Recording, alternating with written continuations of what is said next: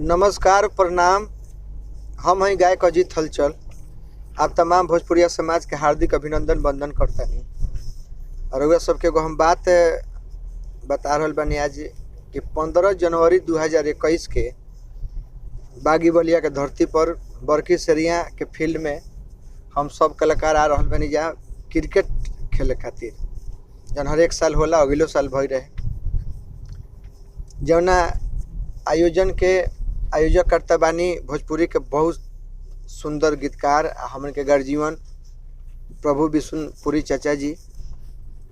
आ स्वागत करता बानी उहे के सुपुत्र शक्ति सोना जी, जे हमन के परम मित्र, उनके भाई बानी।